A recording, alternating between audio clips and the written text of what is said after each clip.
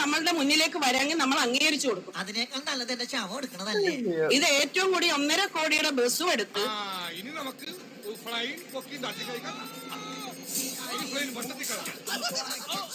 ലോകം മുഴുവൻ കടവും വാങ്ങിച്ചുകൊണ്ട് ആ ബസ്സിനകത്ത് കുറെ വിഡ്ഢി കുശ്മാണ്ഡങ്ങളും കെട്ടി.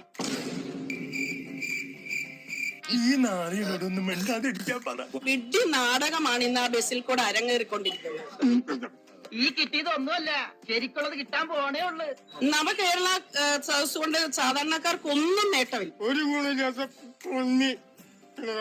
ഈ വണ്ടി പോകുന്ന പാതയിൽ അത്രയും ട്രാഫിക് ബ്ലോക്കുകൾ, പല കാര്യത്തിന് പോകുന്ന അമ്മമാർക്ക് ബുദ്ധിമുട്ടുകൾ. അതാണ് ഇടതുപക്ഷ ജനാധിപത്യ മുന്നണി. എന്നുവെച്ചാൽ അദ്ദേഹം ശരിക്കും ഒരു മുഖ്യമന്ത്രി ആകാനുള്ള ഒരാളുമല്ല, അതിന് അവകാശവുമില്ല. എനിക്കതാ മനസ്സിലാകാത്തത്. ഞങ്ങൾക്ക് സർക്കാരിൽ നിന്നും യാതൊരു ധനസഹായം ഇതുവരെ ലഭിച്ചിട്ടില്ല. സർക്കാർ ഞങ്ങളോട് ചിറ്റമനയമാണ് കാണിക്കുന്നത്. കേരളത്തിലെ ജനങ്ങൾക്ക് വേണ്ടി ഞാൻ പ്രാർത്ഥിക്കുന്ന വ്യക്തിയാണ്, എന്റെ കുടുംബത്തിനല്ല. നന്നായിട്ട് പ്രാർത്ഥിച്ചോ, ഉടനെ തന്നെ അത് സംഭവിക്കും കേട്ടോ. എനിക്കൊരു പേടിയില്ല, എനിക്ക് ഒരു പേടിയില്ല പിണറായി, എനിക്ക് പേടിയേ ഇല്ല.